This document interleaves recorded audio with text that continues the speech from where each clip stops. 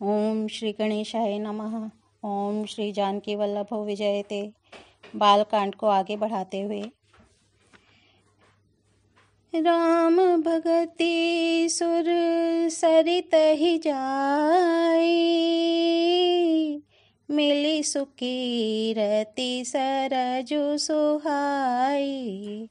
राम सिया राम जय जय राम।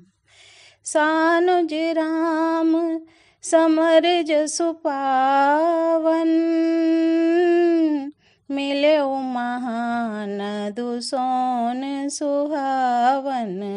राम सिया राम जय जय राम। राम सिया राम जय जय राम। अर्थात सुंदर कीर्ति रूपी सुहावनी सरयू जी राम भक्ति रूपी गंगा जी में जा मिली। छोटे भाई लक्ष्मण सहित श्री राम जी के युद्ध का पवित्र यश रूपी सुहावना महानद सोन उसमें आ मिला।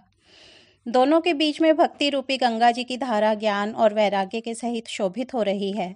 ऐसी तीनों तापों को डराने वाली यह तिमोहानी नदी राम स्वरूप रूपी समुद्र की ओर जा रही है। इस कीर्ति रूपी सरयू का मूल मानस श्री रामचरित है और यह राम भक्ति रूपी गंगा जी में मिली है, इसलिए यह सुनने वाले सज्जनों के मन को पवित्र कर देगी। इसके बीच बीच में जो भिन्न भिन्न प्रकार की विचित्र कथाएं हैं, वे ही मानो नदी तट के आसपास के वन और बाग हैं। श्री पार्वती जी और शिव जी के विवाह के बराती इस नदी में बहुत प्रकार के असंख्य जलचर जीव हैं। श्री रघुनाथ जी के ये जन्म की आनंद बधाइयाँ ही इस नदी के भंवर और तरंगों की मनोहरता हैं। चारों भाइयों के जो बालचरित हैं, वे ही इसमें खिले हुए रंग बिरंगे बहुत से कमल हैं। महाराज श्री दशरथ जी और उनकी रानियों और कुटुंबियों के सत्कर्म ही भ्रमर और जल पक्षी हैं।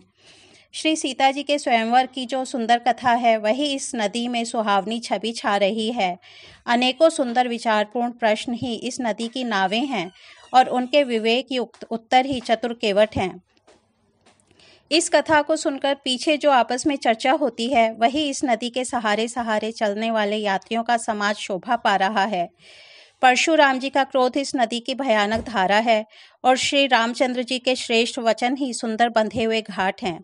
भाइयों सहित श्री रामचंद्र जी के विवाह का उत्साह ही इस कथा नदी की कल्याणकारिणी बाढ़ है, जो सभी को सुख देने वाली है।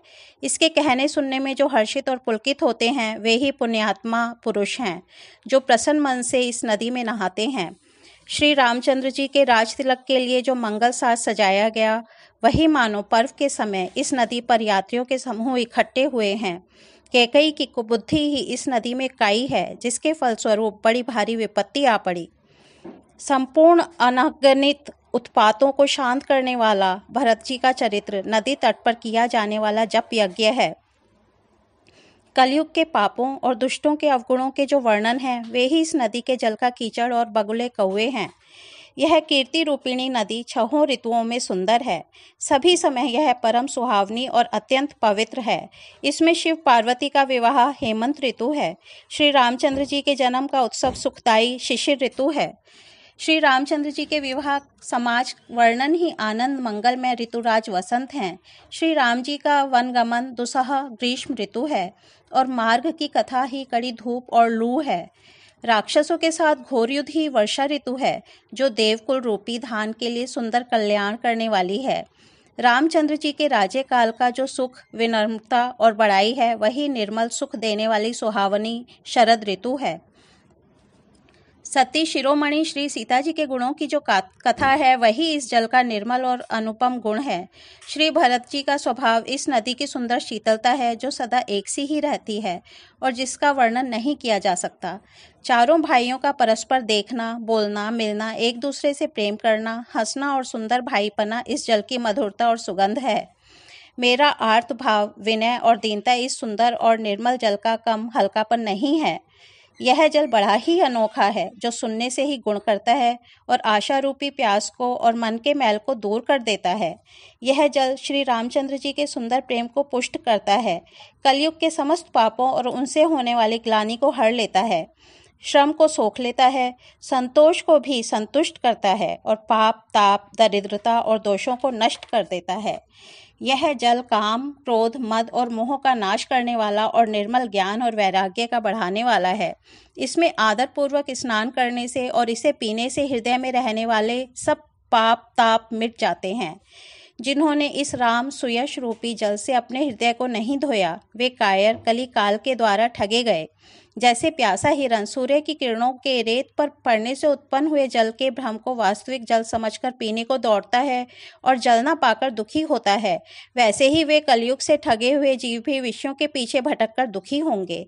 अपनी बुद्धि के अनुसार इस सुंदर जल के गुणों को विचार कर उसमें अपने मन को स्नान कराकर और श्री भवानी शंकर को स्मरण करके कवि तुलसीदास सुंदर कथा कहते हैं। मैं अब श्री रघुनाथ जी के चरण कमलों को हृदय में धारण कर और उनका प्रसाद पाकर दोनों श्रेष्ठ मुनियों के मिलन का सुंदर संवाद वर्णन करता हूँ।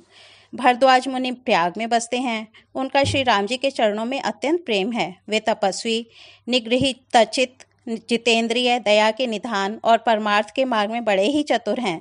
माघ में जब सूर्य मकर राशि पर जाते हैं तब सब लोग तीर्थराज प्रयाग को आते हैं। देवता, दैत्य, किन्नर और मनुष्यों के समूह सब आदरपूर्वक त्रिवेणी में स्नान करते हैं। श्री वेणी माधव जी के चरण कमलों को पूजते हैं और अक्षय वट का स्पर्श कर उनके शरीर पुलकित होते हैं।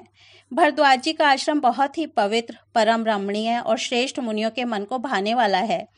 तीर्थराज प्रयाग में जो स्नान करने जाते हैं उन ऋषि मुनियों का समाज वहाँ जुटता है। प्रातःकाल सब उत्साहपूर्वक स्नान करते हैं और फिर परस्पर भगवान के गुणों की कथाएं कहते हैं।